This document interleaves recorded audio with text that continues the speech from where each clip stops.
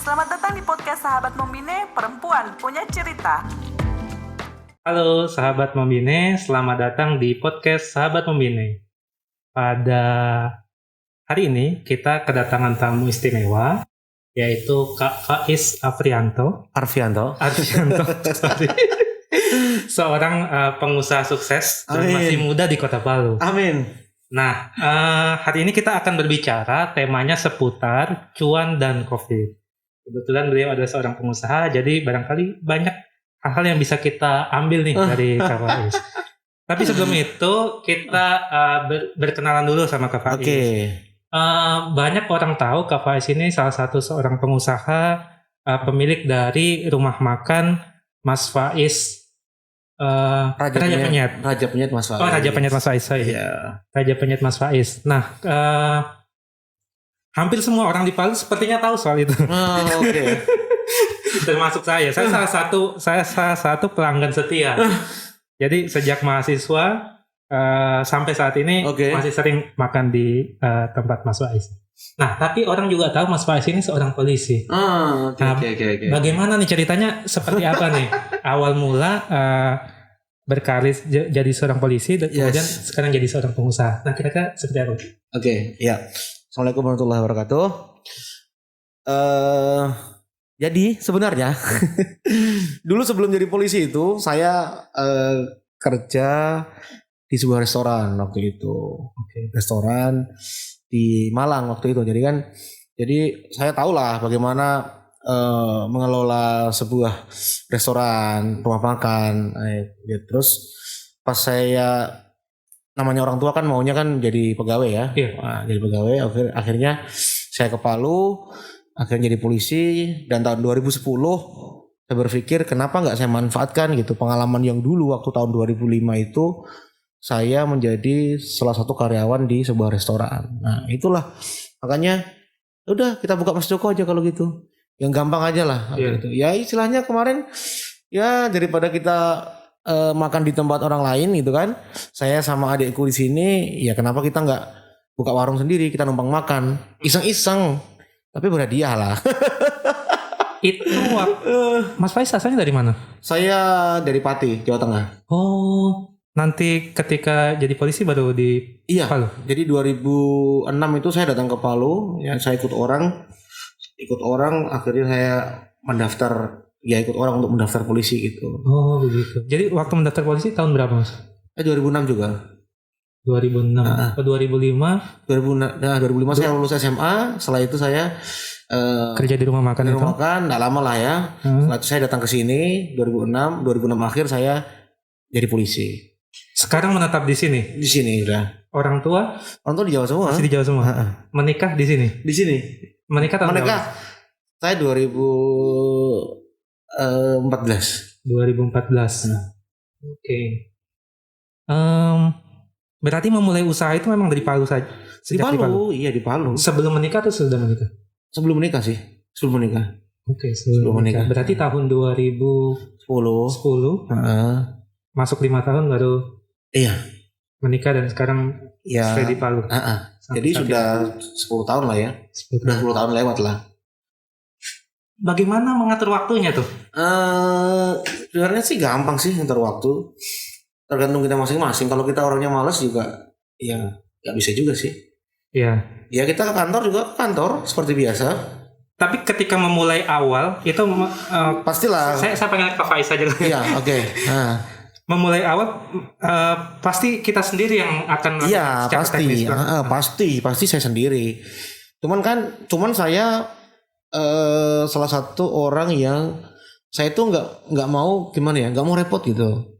Makanya saya harus cepat punya karyawan gitu. Jadi 2 bulan saya buka usaha karena saya nggak mau repot. Akhirnya saya rekrut orang gitu kan untuk bantu saya, asisten saya lah kan, 2 orang. Tapi alhamdulillah dari 2 orang itu bertambah jadi banyak. Itu outlet pertama di mana Mas? Di Towa, dekat Stick, kampus Stick IJ. Nah, jadi memang dulu pelanggan-pelangganku itu teman-teman Stick IJ. Mahasiswa. Mahasiswa. Oke. Rata-rata kan memang orang kalau di Palu itu tahunya Mas Joko. Iya. Memang ini Mas Faiz ini branding sendiri, membranding sebenarnya ceritanya gimana tuh? Apakah mau apa ya, kita mau berbeda deh, bukan Mas Joko gimana? Enggak juga sih, justru dengan konsep dulu ya, saya kan Mas Joko hanya istilah, tapi kan nama-namanya juga ada Mas Nur, ya Mas Takin, Mas siapa. Nah, sama juga seperti itu. Jadi posisinya dulu saya juga sama gitu kan. Mas Faiz ya orang taunya Mas Joko, tapi kan Mas Faiz gitu. Gambarnya ada lele, ada udang, ada kepiting, tetapi cuma ayam sama tempe tahu gitu kan. Ya seperti itu. Akhirnya kita justru malah merambah ke bisnis jasa pelayanan makanan seperti nasi kotak, catering. Nah itu kita saat ini. Tapi kebanyakan kan para penjual yang lain mereka hanya fokus misalnya mereka jualan, oke, sudah malam tutup istirahat, besok pagi rutinitas seperti biasa. Tetapi kalau saya kan tidak gitu kan. Jadi karena kita banyak belajar sama orang, banyak kita diskusi sama orang, akhirnya oh ya kenapa nggak kita kembangkan. Nah kayak gitu. Akhirnya nasi kotak pun dari tahun 2012 kita sudah branding. Masuk di kantor-kantor pun kita sudah branding dengan nama Mas Faiz itu. Mas Faiz gitu kan. Makanya banyak orang yang trust ke kita tentang nasinya, nasi kotak, catering semuanya. Jadi kayak gitu. Berarti masuk ke kantor-kantor itu? Iya, untuk nasi kotak kan. Nasi kotak. Nasi kotak. Makanya kita harus punya space produksi yang harus besar. Jadi bukan sekadar kita jualan makanan, ayam goreng, ayam bakar, tahu tempe, tetapi kita sudah macam-macam variasi makanan yang lainnya. Kayak gitu. Ide awalnya buat Mas Joko ini seperti apa? Maksudnya apakah karena dari pengalaman sebelumnya kerja di restoran atau memang sebenarnya ada peluang usaha ini di Palu begitu? Iya, sebenarnya ada peluang usaha ini gitu kan. Jadi kalau di Palu itu kalau malam orang Mas Joko, ya, oke, nggak ada tawaran lain. Betul. Malam Mas Joko. Jangan inilah, enggak kurang familiar kalau selain Mas Joko. Pagi nasi kuning. Ya kan? Jadi antara dua itu. Kalau kita mau main pagi ya oke nasi kuning. Kalau kita mau main malam oke Mas Joko. Nggak usah aneh-aneh. Dari situ baru kita kembangkan gitu. Jadi orang tidak perlu lagi edukasi yang sangat lama gitu kan. Nggak perlu. Branding produk. Oke, makan Mas Joko. Oke. Orang sudah tahu Mas Joko itu seperti ini gitu. Oke. Tapi salah satu keunggulan yang saya tahu di Mas Faiz itu sambelnya. Oke. Sambalnya enak. Enak dan pedas. Memang saya pikir banyak orang yang di Palu ini yang suka dengan cita rasa yang pedas. Dan ya salah satu yang ngambil segmen itu salah satunya Mas Faiz. Siap. Itu racikan sendiri atau bagaimana? Iya sih sebenarnya saya yang racik anak-anak, tapi kan tetap mereka semua yang kerjakan gitu. Karena urusan saya sekarang lebih banyak di luar gitu kan. Di luar itu ada sesuatu yang maksudnya yang harus diberikan manfaat ke banyak orang gitu kan. Dan teman-teman atau tim yang di warung atau di rumah makan itu mereka yang pure memang mereka kerja. Jadi seperti itu. Sebenarnya kan banyak ini Kak ya, usaha ayam penyet di atau Mas Joko di Kota Palu ini. Tapi hanya sedikit yang mampu scale up gitu. Idenya gimana yang awalnya dari rumah makan biasa, kemudian jadi kayak mirip restoran saat ini dan punya catering gitu. Iya. Jadi memang apa ya? Kita harus belajar sih sebenarnya. Saya bergabung di komunitas tangan di atas, bergabung di HIPMI juga. Itu adalah salah satu cara kita untuk men-scale up bisnis kita. Dulu juga biasa-biasa aja kita buka cabang dari tahun 2010 kita buka ya paling gitu-gitu aja. Gitu aja. Terus 2012, 2013 gitu-gitu aja. Akhirnya saya 2015 ketemu dengan TDA waktu itu. Ini merupakan sesuatu hal yang baru bagi saya. Oh, bisnis itu ternyata ada belajarnya gitu. Kita punya karyawan itu ternyata ada aturannya. Bukan kita punya karyawan tetapi kayak yayasan gitu. Ya kan? Kita nggak tahu jam kerjanya mereka itu jam berapa. Pakai seragam atau enggak kita nggak tahu, ya kan? Gajinya mereka bagaimana? Jadi seperti itulah. Jadi seperti itu. Jadi di TDA itu diajarkan lengkap dari bagaimana kita ngatur keuangan gitu kan, bagaimana caranya kita membranding gitu kan, bagaimana caranya safety food gitu kan. Nah itu ada semua gitu. Dan itu ada kelas-kelasnya. Ya, jadi buat kawan-kawan yang tidak tahu TDA itu komunitas tangan di atas yang memang bidangnya itu usaha atau kumpulan teman-teman pengusaha. Iya sih, maksudnya sebenarnya sih teman-teman ya dibilang pengusaha juga pengusaha karena mereka berusaha gitu kan. Tetapi ya kebanyakan teman-teman startup gitu kan, maksudnya teman-teman baru belajar gitu. Itu tahun 2015 kayak? 2015. Oke. Berarti kakak ini berusaha sambil belajar, berjalan sambil belajar gitu. Terus harus seperti itu. Kalau kita tidak belajar. Tapi mentor di TDA itu dari teman-teman sendiri atau memang ada mentor khusus kan? Jadi kalau di TDA itu kita ada namanya itu kelompok mentoring bisnis. Kelompok mentoring bisnis itu misalnya sebagai kayak gini. Mas Faiz baru mulai usaha, omsetnya per hari cuman 100.000. Oke. Itu akan diarahkan belajar dengan Mas D dengan nilai yang omsetnya sudah 500.000 per hari. Nah, jadi si Mas B ini dia akan membantu Mas Faiz untuk apa sih kendalamu jualanmu? Kamu harusnya seperti ini, kamu harusnya seperti ini. Jadi itu di kelas atau di luar ruang kelas juga? Di luar kebanyakan. Nah itu akan terjalin sendiri sih. Nah itulah namanya tangan di atas. Kalau dulu saya berpikiran tangan di atas itu adalah tangan di atas kita ngasih sedekah ke orang, kita berbagi sama orang. Ya itu salah satunya ada kegiatannya itu. Kita punya TDA berbagi, TDA peduli, ya itu ada. Cuman kita enggak fokus di situ. Kita fokusnya sih untuk kebangkitan ekonomi sebenarnya.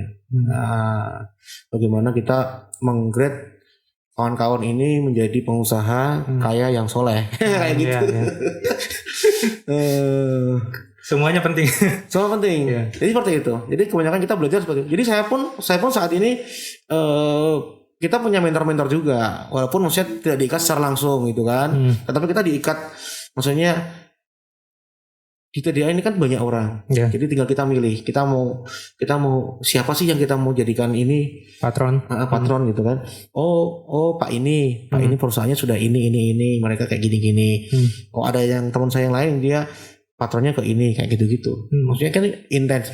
Dan teman-teman TDA itu tidak pelit masalah ilmu. Berarti memang banyak sektor di banyak bidang lah, bidang usaha di TDA itu. Banyak.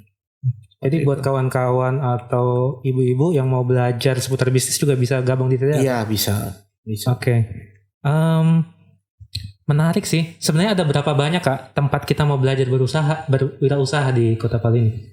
Sebenarnya sih banyak, cuman kan kalau saya sih gabung di TDA, terus di HIPMI juga. Kalau HIPMI kan HIPMI gabung juga kan Terus banyak sih teman-teman UKM itu banyak, binaan-binaan dari perbankan juga banyak juga. Ya, kan sering kali begini orang yang punya minat usaha kan sering naik turun kan.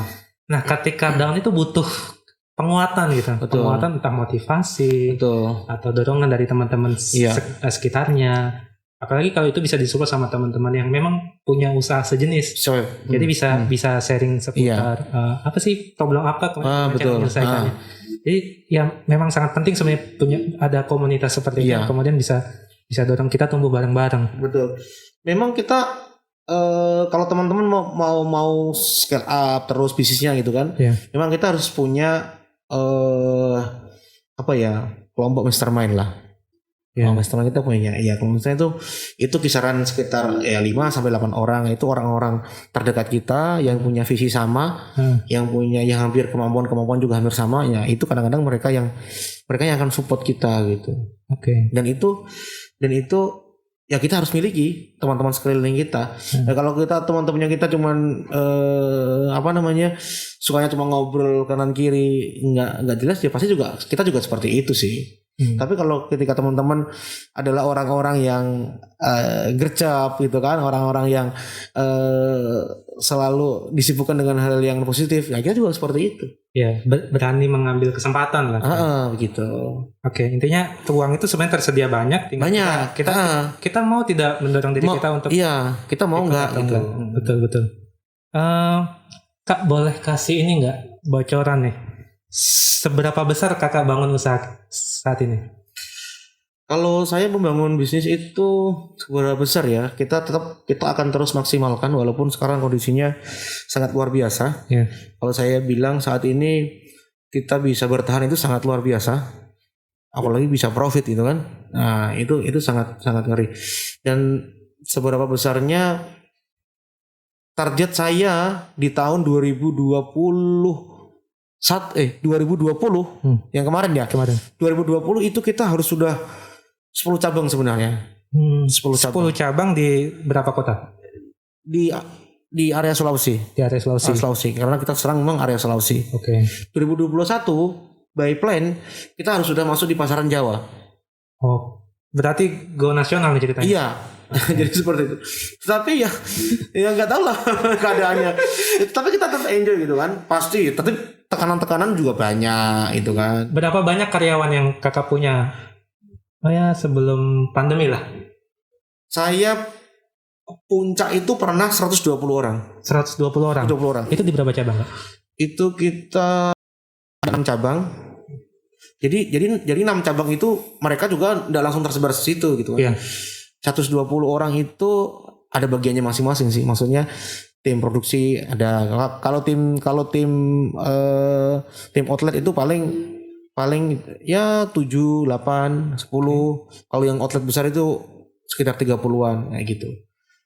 Jadi memang semakin besar, semakin banyak itu kebermanfaatannya kita juga semakin luas semakin bagus karena kita mampu mempekerjakan orang. Kita juga punya tim supplier sendiri gitu kan. Oh iya, oke. Terus kita juga punya tim digital marketing sendiri. Ya, kita punya accounting juga banyak. Nah, kalau sekarang kan kita tinggal sedikit, kita nggak bisa katakan accounting, tinggal admin saja. Nah, kayak gitu admin. Dulu tim digital marketing kita ada 7. Tim digital marketing 7 orang. 7 orang. Wow. Itu banyak. Iya, maksudnya ada desain lain, tim posting lain, iya kan? Terus tim posting pun ada 2 orang. Terus membuat konten itu ada 1 orang, kayak gitu. Jadi memang banyak sih, memang banyak. Terus belum freelance-nya, iya kan? Terus ada juga yang sebar-sebar brosur ke kantor-kantor. Nah, itu kan termasuk dari marketing. Iya, semua. Betul. Belum manajer punya supervisor 2 punya anak outlet itu ada 3 orang satu shiftnya, kita 2 shift. Nah coba bayangkan, dan kita ada semua gitu, kita belajar dan kita punya ilmunya sudah ada. Oke. Ilmu itu didapat ketika kita belajar di TDA itu. Jadi seperti itu sih. Dari background keluarga memang belum ada yang usaha, Kak? Oh, enggak ada. Kita pegawai semua kalau keluarga. Iya, maksudnya berarti betul-betul belajar lah. Iya. Belajar dari nol lah kita. Betul. Ya kalau saya disuruh milih misalnya, Mas, kalau saya mau suruh milih gimana? Saya pengen kerja di perusahaan besar gitu kan, seperti Astra, BUMN begitu, belajar di situ. Dan saya bisa aplikasikan ketika saya bisnis. Tetapi kan ya disyukuri lah ya kan. Cuman saya polisi, yang saya bisa ambil adalah disiplin. Nah, itu yang kayaknya disiplin dalam hal apa? Waktu lah semuanya pokoknya. Nah, itu yang sangat berat gitu kan. Gitu. Disiplin. Kunci disiplin itu juga penting ya untuk pengusaha. Disiplin. Oke, Kak, bocoran dikit juga dong. Kalau omset tertinggi ketika puncak itu boleh nggak diberitahu? Boleh sih. Dulu pernah juga 1M lah kita pernah. 1M? 1M kita. Sebulan. Di 5 cabang itu. Iya. Itu tinggi. Dan itu bisa dicapai lagi. Mentalnya sudah ada di situ.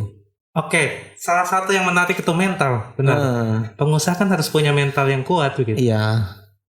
Oke, itu cerita suksesnya. Nah, cerita kita di Kota Palu ini kan cerita yang agak kurang menyenangkan, Kak. Karena kita mengalami 2 kali bencana kan. Betul. Satu bencana alam, gempa bumi, likuifaksi tsunami. Iya. di 2018 dan belum benar-benar kita pulih dari bencana itu. Sekarang ditimpa bencana COVID 2020. Itu gimana dampaknya terhadap usaha yang dibangun? Kalau dampaknya kalau di bidang kuliner sendiri pasca gempa kita justru mengalami kenaikan. Oh, oke. Pasca gempa kita mengalami kenaikan, tetapi ada beberapa outlet yang sudah nggak berfungsi kan. Jadi nggak bisa seperti sebelum gempa gitu kan. Tetapi di saat COVID, nah ini memang sangat berdampak sekali gitu kan, karena orang sudah takut keluar, terus juga banyak karyawan-karyawan perusahaan besar yang mereka dirumahkan gitu kan, otomatis itu mempengaruhi daya beli masyarakat. Perputaran pun juga sangat berkurang. Nah itu sangat berdampak sekali. Bagi kami untuk mempertahankan ini sebenarnya sulit. Bahkan pada waktu awal corona juga saya sudah mau putuskan untuk yuk kita tutup aja. Tutup. Pernah terpikirkan untuk itu. Saya kumpul anak-anak, kan sisa sedikit, kita waktu bulan-bulan Maret, April. Maret kita Maret, kemudian waktu bulan-bulan itu. Ya sudah, kalau keadaan seperti ini kita tutup, kita nggak bisa ngapa-ngapain. Saya bilang, tetapi ada anak-anak ada yang nyeletuk, Pak, kalau tutup anakku minum susu apa, Pak? Bilang gitu. Ya sudah, terserah kalian aja kalau gitu. Nah gitu, terserah kalian kalau mau buka ya sudah. Intinya keadaan memang sangat memprihatinkan. Yang penting kalau kalian mau bertahan dengan kondisi seperti ini dengan konsekuensi, ya yang penting ayo baku bantu. Kalaupun masih ada bonus-bonusnya ya kita kasih. Tetapi kalau memang kita setengah mati untuk gajian misalnya, ya harus saling mengerti kayak gitu. Memang kesulitan seorang pengusaha itu Kak bukan hanya memikirkan usaha sendiri dan diri sendiri gitu. Iya. Tapi ada orang yang kita pekerjakan. Iya, itu tanggung jawabnya kita. Tanggung jawab kita. Ada orang yang kita hidupkan juga secara tidak langsung. Iya, betul. Gitu. Mau tidak mau itu tanggung jawab kita. Mereka sudah menyerahkan istilahnya harapannya ke kita gitu. Iya, betul. Kayak gitu. Ya kita mau tidak mau, dan itu juga sering gitu. Kita juga pernah mendapatkan sesuatu yang tinggi misalnya kan. Tetapi juga kita tidak juga sedikit ada waktu-waktu yang kita harus dari kantong kita rogoh untuk gaji mereka. Ini seperti itu sih. Memang ya itu kita nikmati. Happy problem aja kan seperti itu. Nah, tapi kadang-kadang banyak yang di luar ketika kita sudah harus merogoh kantong misalnya tabungannya kita, uangnya kita, nggak tahu uang dari mana, entah pinjam teman, entah pinjam dari mana. Itu kadang-kadang ada yang menyerah gitu kan. Sudah selesai cerita, nggak ada sudah cerita lagi bahwa kita punya usaha. Kan ini pandemi Kak dari bulan Maret. Kalau di kita bulan Maret sampai sekarang ini bulan Februari sudah hampir berjalan 1 tahun. Setahun. Apakah ada perubahan signifikan gitu? Oh iya, kita turun sampai 80% omset penjualan. Iya, kita bisa gajian itu sudah untung. Kita gajian sudah untung. Ya, kita gajian saja. Anak-anak gajian itu sudah untung. Anak-anak gajian tepat waktu itu sudah untung. Begitu. Sampai sekarang Kak? Atau sampai sekarang? Sampai sekarang. Berarti masih berdampak selama 1 tahun? Masih berdampak? Masih berdampak. Keren kan? 1 tahun itu luar biasa. Oh luar biasa, keren kan? Tapi nanti kalau makanya saya sering sampaikan ke teman-teman, kalau ini sudah selesai, kalau ini sudah pulih kembali, insya Allah kedepannya kita akan menjadi pengusaha yang sangat strong. Itu pasti. Betul. Yang pasti kita ikuti perubahan-perubahan. Betul. Gitu. Dalam situasi terjadi bencana. Atau terjadi krisis, memang ada orang yang turun, ada orang yang bisa naik lebih tinggi. Gitu. Jadi seperti itu. Jadi ya insya Allah ke depan yang penting kita tetap menjaga semangat, menjaga nalar kita masih waras gitu kan. Kalau enggak kita sudah gila. Jangan main-main aduh. Jadi seperti itu sampai segitunya gitu kan. Karena gini. Karena kita mau membuka hal yang baru lagi, kita nggak bisa sekarang posisinya sekarang. Maksudnya buka yang baru seperti apa? Misalnya kita membuat hal-hal yang baru gitu kan. Menu baru dan mungkin seperti kita membuka brand baru, ya kan? Kan saat ini kan kita belum bisa karena situasinya kan seperti ini. Mau dapat uang dari mana lagi, gitu kan? Ya pokoknya tapi teruslah berputar gitu kan. Seperti yang yang sampean tanya tadi. Sekarang Mas Faiz juga punya durian. Nah, itu salah satunya ya untuk yang memulihkan yang sakit itu juga. Salah satu bentuk inovasi. Salah satu bentuk ya kan yang bisa kita jual dari Palu yang kita bisa keluar ke ibu kota gitu. Dan di sana kan nggak ada ini. Nah, seperti itu. Boleh nggak cerita Kak, inovasi-inovasi apa yang dibuat selama pandemi? Kalau di masa pandemi yang pasti kita buat frozen food gitu kan. Waktu awal-awal ya frozen food. Terus saya buat juga minuman kesehatan, jamu kunyit asam itu. Itu juga lumayan sih sebenarnya. Itu sangat lumayan. Lebih banyak itu terjual daripada ayam bakar gitu kan. Terus frozen food. Nah kita buat juga daging rendang, frozen apa semua. Jadi waktu itu kan orang ketakutan lah ya, ketakutan untuk makan makanan apa, makanya harus yang di rumah gitu kan. Itu di TDA itu juga kita bahas dengan teman-teman yang di atas gitu kan. Maksudnya di Jakarta, di Batam, di Semarang, di nasional. Apa sih sebenarnya kita yang harus lakukan gitu? Oh, awal Covid seperti ini. Ya kan harus hati-hati lah apa sama semua. Setelah itu tahap berikutnya apa? Jadi seperti itu. Jadi isu-isu itu teman-teman di sana itu selalu menginformasikan ke kita ada hal yang baru apa gitu. Nah itu karena jaringannya kita memang nasional. Nah, kayak gitu. Terus berikutnya untuk durian montong itu di ibu kota sana kan di Jakarta, di Surabaya, di Semarang itu kan tidak ada durian yang seenak kita gitu. Makanya kita bisa jual ke sana. Ya itu salah satu yang harus kita manfaatkan lah. Membuka pasar baru di luar kota Palu. Kayak gitu. Itu yang bisa. Ya pokoknya kalau saran saya ke teman-teman, apa yang bisa kita lakukan? Yang penting dapur masih ngepul, kita masih bisa sarapan pagi, masih bisa beli nasi kuning. Saat ini ya, malam masih bisa makan tahu tempe, itu sudah bersyukur gitu. Nggak usah lagi mau berpikir yang lain-lain. Jangan. Untuk saat ini. Ada nggak cara Kak untuk supaya kita itu berpikir berpikir baik, berpikir fresh lah. Karena dalam situasi di masa krisis kadang kita pengen panik lah. Pengen menyerah lah. Gitu. Oh iya, pasti sama. Kalau saya sering diskusi sama teman-teman gitu kan. Apa sih yang harus kita lakukan gitu kan? Apalagi terkait dulu yang bisnis kita mengerikan misalnya, mengerikan dari 120 orang sekarang tinggal 13 orang. Nah, iya kan? Karyawan tinggal 13 sekarang. Nah, ini sekarang sudah mulai kita atur lagi bagaimana kita harus nambah lagi supaya bisa lagi manfaatnya ke masyarakat lagi kan. Terus lakukanlah yang membuat teman-teman lebih tenang gitu, maksudnya menyenangkan gitu kan. Ya olahraga gitu kan. Kalau saya lari, trail run kayak gitu-gitu. Supaya ya ada sedikit untuk bahan kita untuk inilah agak bahagia sedikit gitu kan. Setelah bahagia bisa tidur enak lagi, dan besok pagi lagi seperti itu. Membuat diri selalu merasa bahagia, maksudnya berpikir positif itu kan sangat baik. Cuma memang di situasi yang kakak gambarkan, saya bisa merasakan itu Kak, karena saya memang waktu jadi mahasiswa pernah berwirausaha juga lah, kecil-kecilan bangun kafe, lebih banyak pengeluarannya dibanding pemasukannya. Dan itu mengganggu mental saya gitu. Betul. Termasuk kemudian ketika memutuskan kita berhenti saja, rasanya itu gimana ya? Pertama kali saya merasa sedih, bukan karena usaha saya tutup Kak. Tapi karena saya harus memberhentikan orang yang karyawan saya itu rasa sedih yang ya sampai sekarang saya bisa rasakan gitu. Tapi ya alhamdulillah sih dengan berjalannya waktu ternyata ya kebetulan karyawan saya berkarirnya lebih sukses saat ini.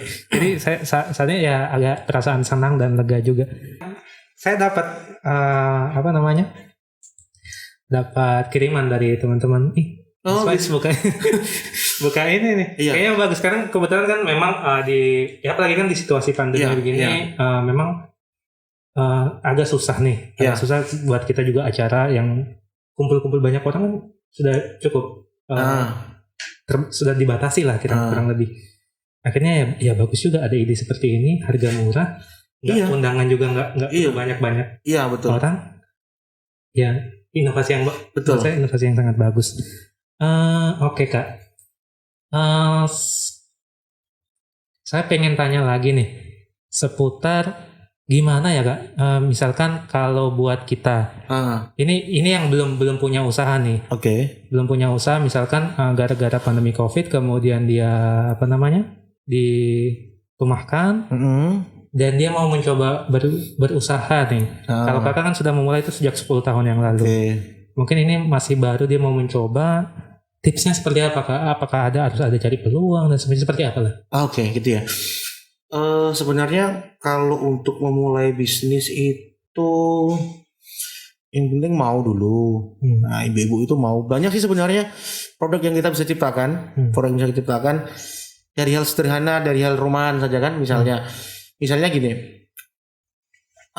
Dulu itu saya cerita. Dulu ibu mertua saya itu saja datang ke Palu itu nggak mau gitu kan. Bu, Palu lah Bu, usaha di Palu kan enak Bu, maksudnya sama lihat cucunya gitu kan. Terus sambil kita juga sebenarnya juga masakannya mertua enak gitu kan. Jadi saya juga kalau dia di sini juga saya senang gitu kan. Makan enak gitu.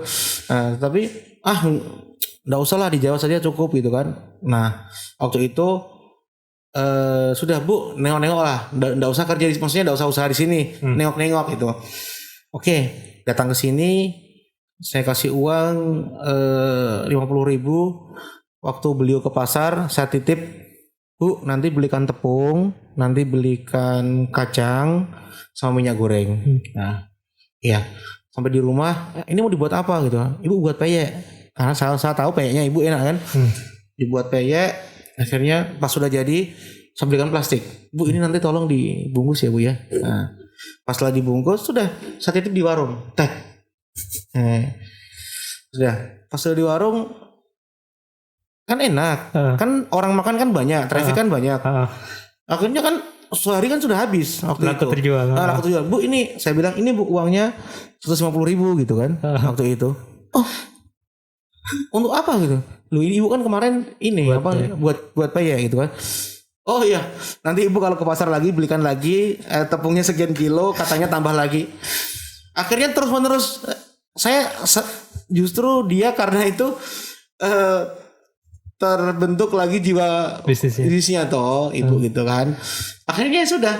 Akhirnya ibu mertua sewa tempat kos untuk membuat produksi sendiri. Dia punya karyawan 2 orang. Akhirnya dia kembali ke Jawa pun itu masih jalan kayak gitu sambil kita kontrol di sini. Nah itu cara sederhananya seperti itu. Cara untuk mengajak tetapi sangat soft lah ya. Iya. Kadang-kadang orang, mikirnya berat itu loh. Orang-orang itu ibu-ibu tuh mikirnya berat itu. Bisnis bagaimana nanti? Udah. Laku atau enggak masih jadi pertimbangan. Gitu. Memang itu yang penting sih sebenarnya. Saya paham juga untuk mau laku enggak gimana, karena kita modal juga pas-pasan sebenarnya kan. Gitu. Tetapi kan coba dulu, produk harus bagus, enak gitu kan. Ada bayam, kita buat titip bayam, titip di warung-warung, di kios. Tapi kadang-kadang hal seperti itu orang malu gitu loh. Iya saya masa saya mau jual keripik kayak gitu kan. Betul, itu soal mental. Iya, masa saya mau jual ini. Saya pun iya kan yang sudah pernah dapat omset sekian M misalnya toh, sekian M. Nah, kita sekarang posisinya kalaupun saya harus jualan gerobak lagi, kenapa enggak masalah gitu kan? Apa harus malu? Tidak. Kita harus melantai lagi tidak masalah, tetapi kita masih punya mental. Mentalnya kita sama dengan orang-orang yang di sana. Karena waktu saja, karena pandemi saja kita seperti ini. Jadi seperti itu. Artinya mental kita harus kuat. Mental harus kuat. Kita harus coba lah. Iya. Dan satu, kita harus berani ngobrol sama teman kita. Ngobrol seperti? Ngobrol misalnya kayak gini. Kita lagi drop gitu kan. Kita, maksudnya teman yang dianggap sudah dekat lah ya. Kenal kita. Maksudnya tahu kita. Maksudnya suatu ada peluang-peluang gitu kan. Kita gak usah malu sama dia. Saya bilang, bro, saya terus terang, saya usahaku drop gitu kan. Saya butuh pekerjaan, apa yang bisa saya kerja. Nah, mungkin teman kita saat ini masih bagus lah ya. Misalnya di bidang properti. Iya. Nah, properti kan mungkin tidak terlalu berdampak karena Iya, betul. orang butuh terus bangunan, butuh terus rumah. Nah, pegawai-pegawai kan masih banyak yang belum. Oh ya, kalau gitu saya jadikan kamu tim marketingku ya. Tolong bantu jualkan perumahanku. Nah, itu kayak gitu-gitu kan bisa. Tapi kadang-kadang teman-teman ketika sudah drop Malu. ngurung diri, hal-hal positif yang di luar yang mereka harusnya bisa dapat itu tidak bisa mereka dapatkan karena mentalnya yang sudah malu. Iya. Nah, ya gitu. Jujur aja, bro, saya sekarang kondisiku seperti ini. Apa yang bisa saya bantu? Apa yang saya bisa kerjakan? Serius? Iya. Kalau gitu bantu ya. Jalankan mobil rentalku. Suatu ada pelangganmu yang apa? Ya itu pasti kan adalah rezeki itu. Tetapi kalau kita sudah drop, kita di rumah, di kamar, ngurung diri, stres, Peluang itu nggak akan datang. nggak akan datang. Istri masih butuh sebenarnya butuh biaya belanja bulanan, beli sabun. Nah, kita dapat dari mana? Kita nggak dapat. Iya. Ya kan? Akhirnya banyak tekanan. Nah seperti itu. Makanya dengan fresh, lari, kayak gitu-gitu itu sebenarnya itu.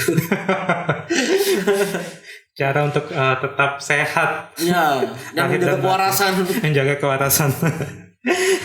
Oke, kawan-kawan. Jadi ini banyak sekali ya masukan dari Kak Faiz ini. Jadi buat kawan-kawan yang hari ini usahanya terdampak atau bahkan diputuskan, di PHK dan semacamnya dirumahkan, sebenarnya masih ada peluang-peluang yang bisa kita kejar, bisa kita cari. Entah mau bangun usaha seperti yang tadi Kak Faiz sampaikan. Dan tidak perlu merasa untuk takut gitu, nggak perlu takut, nggak perlu merasa malu. Teman-teman bisa coba ya bertemu sama banyak kawan-kawannya, menceritakan seputar masalahnya dan mungkin dari situ ada peluang yang bisa diperoleh. Oke. Sejauh ini seberapa besar Kak pengaruhnya support system atau orang-orang yang ada di sekitar kita itu membantu kita dalam situasi pandemi? Apakah begini, jangan-jangan orang, kan kadang orang juga berpikiran di situasi pandemi, mungkin orang lebih mengamankan dapurnya masing-masing gitu. Atau ada cerita menarik nih selama masa pandemi ini, banyak ternyata kawan-kawan yang mampu mensupport kita gitu. Iya. Jadi sebenarnya kalau kita memang pintar memilih teman gitu kan, maksudnya kita tidak salah memilih teman itu, mereka itu support kita gitu kan. Mereka support kita ketika kita ada masalah, ketika kita dalam kondisi pandemi seperti ini, kita justru saling bertukar pikiran, apa sebenarnya yang harus kita lakukan, apa sebaiknya kita lakukan, yang kita lakukan selama ini benar apa enggak gitu kan. Memang pandemi ini memberikan pembelajaran yang sangat luar biasa. Nah, itu bagi saya. Itu bagi saya. Dan kita sekarang posisinya sama-sama kita restart. Sama-sama kita restart. Suatu saat ini sudah on semua, sudah bagus semua kondisi. Kita sudah siap. Nah, kayak gitu. Dan saya yakin teman-teman yang sekarang masih bertahan dan masih sabar, masih menjaga kewarasan, insya Allah ke depan itu akan bagus. Nah, kayak gitu. Ke depan bagus. Sekarang kan kita dalam fase menuju ke pemulihan lah. Iya. Vaksin sudah mulai ya. Kemungkinan besar ya. Kalau targetnya dari kakak sih, kapan nih kira-kira pandemi ini akan berakhir? Ya kalau pandemi saya kurang tahu lah kapan berakhir. Cuman kan setelah dilihat situasi dan kondisi sekarang mulai ya sebenarnya. Walaupun makin banyak, tetapi kan mudah-mudahan pencegahannya ini kan lebih bagus lagi. Ya kalaupun mau dilakukan sesuatu yang kayak PSBB itu juga ya yang penting aturan-aturannya masih dalam normal gitu kan. Diaturnya lebih berpihak juga ke semuanya begitu. Nah, it's okay aja gitu. Dan pastinya kita harus memang di era baru seperti ini kita harus memang mengikuti zaman sekarang ini. Kita nggak bisa hal-hal yang kayak dulu kita lakukan nggak bisa. Ya yang hal baru. Kalau kita mau buat ghost kitchen ya kita buat aja gitu kan. Yang penting jualan kita bagus kayak gitu. Kalau ada nggak Kak pesan yang dirasakan dari seorang pengusaha kepada pemerintah untuk mempercepat pandemi ini segera berakhir? Kira-kira apa yang kakak mau sampaikan? Kalau kepada pemerintah terkait kebijakan sebenarnya, kebijakan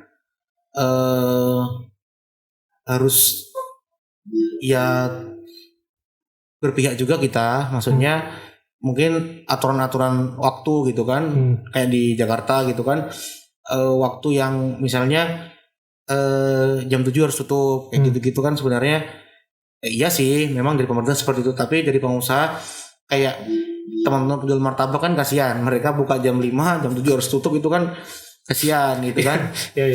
Jadi memang yang harus diatur itu bagaimana protokol kesehatan yang betul-betul ketat. Kita kita nggak masalah. Pemerintah memang harus melakukannya itu tugasnya mereka. Apalagi saya juga polisi, kita paham sekali juga bagaimana aturan yang harus kita tegakkan itu kan. Tapi mudah-mudahan lah kita bisa apa ya, maksudnya beradaptasi, itu yang paling penting. Kita beradaptasi. Kalau kita tidak mau beradaptasi, kita akan menjadi kontroversi terus dalam diri kita. Akhirnya kita nggak bisa mikir yang secara rasional. Akhirnya ya sudah. Siap. Rip gitu.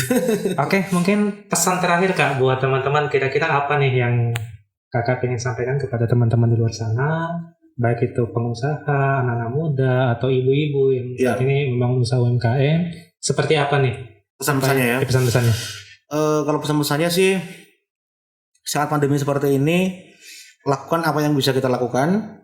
Ya intinya dapur bisa ngepul dan keluarga, kita sebagai pejuang ekonomi keluarga bisa memberikan yang terbaik buat keluarga.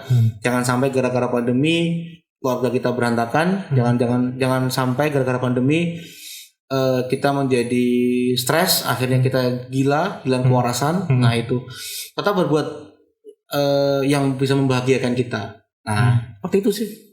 Oke, terima kasih Kak Faiz. Sebenarnya salah satu ciri Kak Faiz ini yang menurut saya sangat mencolok itu senyum, mudah senyum. Cuma sayang karena ini dalam situasi pandemi, jadi tertutup. Pernah kemarin waktu di Warkop di DM, Mas, saya sudah senyum, Mas Faiz nggak senyum. Ya pakai masker gimana cara senyum? Ini sudah senyum, ini ketawa.